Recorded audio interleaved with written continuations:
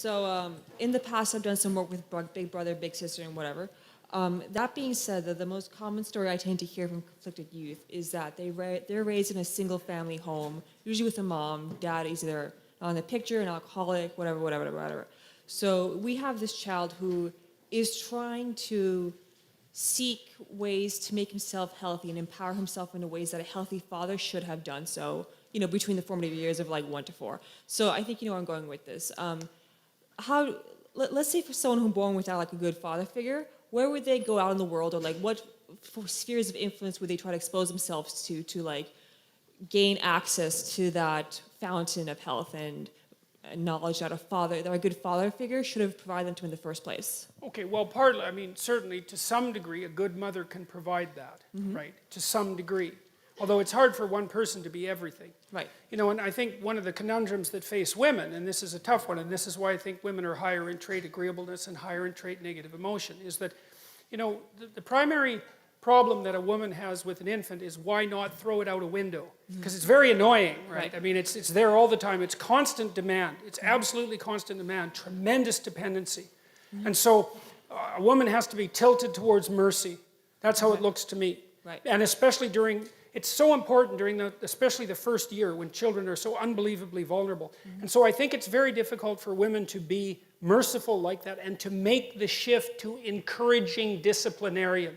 I think that's a very difficult thing for people to do simultaneously. Although, people, I'm not saying that women are always only merciful and men are always only encouraging disciplinarians, but things do sort themselves out to some degree like that. And I think also the biochemical transformations that accompany pregnancy and childbirth and lactation also tilt a mother towards that as well. Because she has to really love that little thing, right? It's number one, no matter what it demands.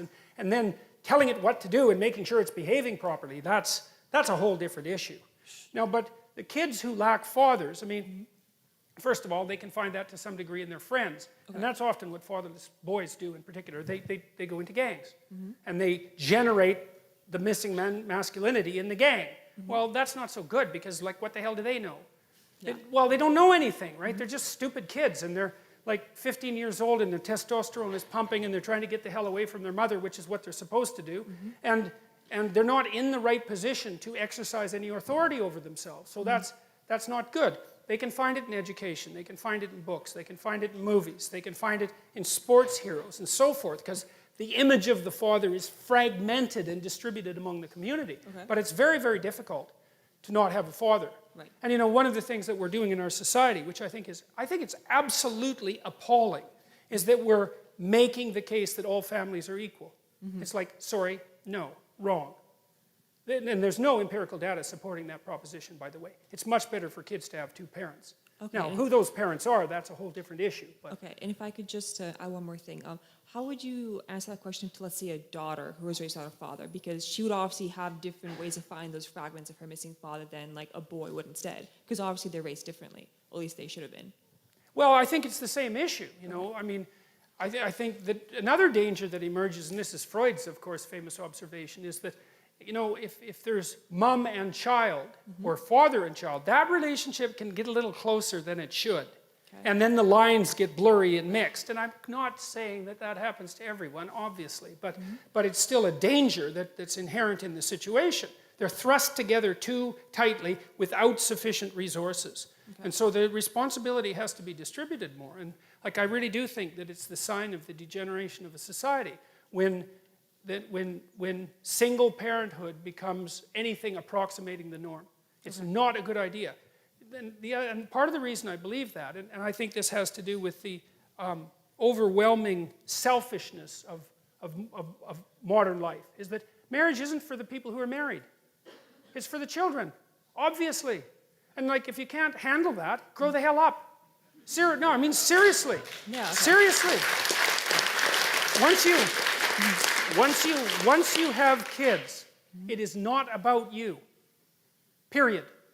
Now, that doesn't mean it isn't about you at all. But that just seems so self-evident to me. I can't believe that anybody would even question it. Oh, it's been questioned. Oh, yes. Well, I'm certainly aware of that. Yes, it's questioned. It's almost illegal to question it now. Or illegal to make the set of propositions that I'm making. So that's the best I can do. Yeah, with no, that. that's excellent. Thank you. Okay.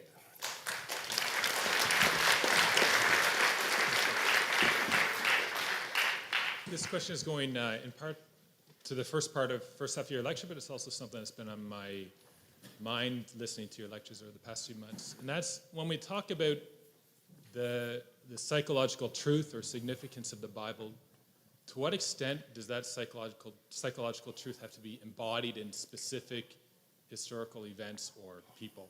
And so, for instance, the thing that's sort of been bugging on my mind is there's a part that St. Paul's talking about in the New Testament somewhere in one of his letters, and he's talking about the resurrection. And he says, if it didn't happen, then this whole thing is just meaningless. The faith is meaningless. Like for him, there had to be that embodiment of that historical person or event in that case. Well, the best answer I have to that at the moment is that I'm really happy that I'm not at that point yet in this lecture series. Because there's a crucial issue there, and I don't know exactly what to make of it. And my approach at the moment, as I said, is to approach this as rationally as I possibly can, and I hope I know a hell of a lot more about what I'm doing by the time I get to that particular question. And I do have the beginnings of ways to answer that, but I'm not going to answer that at all right now because it's so bloody complicated. It would just burn me to a frazzle, and I'm already mostly burnt to a frazzle after that lecture, so I couldn't attempt to even start to sketch it out. I don't know. I mean, part of it is to be just rational about it, just to be rational about it. There is something about the idea that continual death and rebirth is a necessary precondition to proper human adaptation. Like every time you learn something new, that's important. Part of the stupid old you has to die. And sometimes that can be an awful lot of you. And in fact, it can be so much of you sometimes that you just die, right? You just can't handle it. And so there is a real idea that you have to identify with the part of yourself that transcends your current personality, that can constantly die and be reborn. Now, then I could say, well, that means that all of this is psychological and symbolic.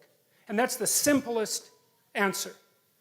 But I'm not satisfied with that answer, even though I think it's coherent and complete. Because the world's a very weird place, and there are things about it that we don't understand. So I can't go any farther than that at the moment. So, yeah.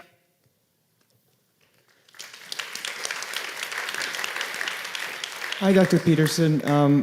I just recently watched one of your videos of you debating with transgendered protesters at U of T free speech rally in October. And one of the protesters said to you, which was in particularly very chilling, was, why do you have the right to determine whether an individual is worthy of you using their pronouns? The scary thing to me is how common this type of view is among radical left-wing protesters on university campuses who feel they have the right to tell other people what they can think, what words they can use, and what speakers they can or cannot listen to.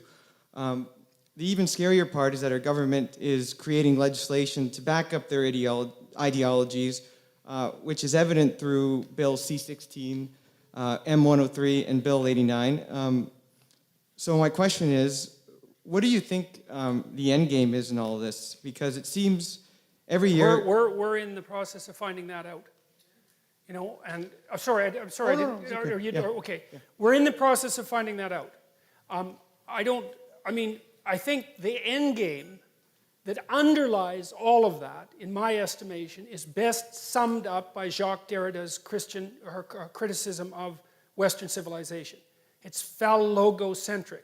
Now, we've already talked about what the logos means, right? And so for Derrida, that was a sign of its utter, what would you call it? The utterly despicable, dominant nature of Western culture.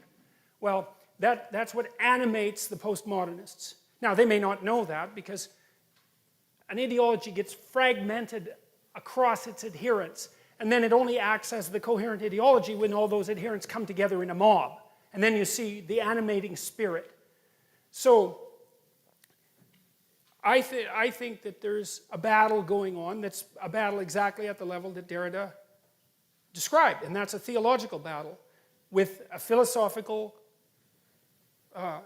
with a philosophical implications, and out of those philosophical implications come political implications. But it's not primarily political, and it's not primarily philosophical. It's deeper than that. And the postmodernists are out, their criticism was designed to be fundamental. And it also emerged out of Marxism. And let's not forget that the Marxist criticism was not only fundamental, but just about resulted in the nuclear annihilation of the world. These are not trivial issues. And we're back in the same insane boat. And so, what do I think should be done about that? Well, I've thought about that way before any of this happened. And I think that what we should do about it is we should tell the truth. Because there isn't anything more powerful than that. And that's the right theological answer. Because the spoken truth brings good into being. Well, that's the phallogocentric idea. And I'm trying to revisit that to explain to people what it means and to see if they think that's a good idea. I mean, that's what we have to figure out. Is that an idea worth adhering to or not? The alternative is see, for the postmodernists, the world is that landscape of pyramids that I described. But there's no transcendent vision that's over above that. And all of those pyramids are equally valid, and it's a war of everyone against everyone. It's like the nightmare of Hobbes, Thomas Hobbes, except that it's not individuals, it's groups. And everyone's a group. You're a group. You're whatever your group is. It's like, that's death, as far as I'm concerned. It's utterly reprehensible. And we better sort it out, because if we don't sort it out, we are bloody well going to pay for it. So, Thank you.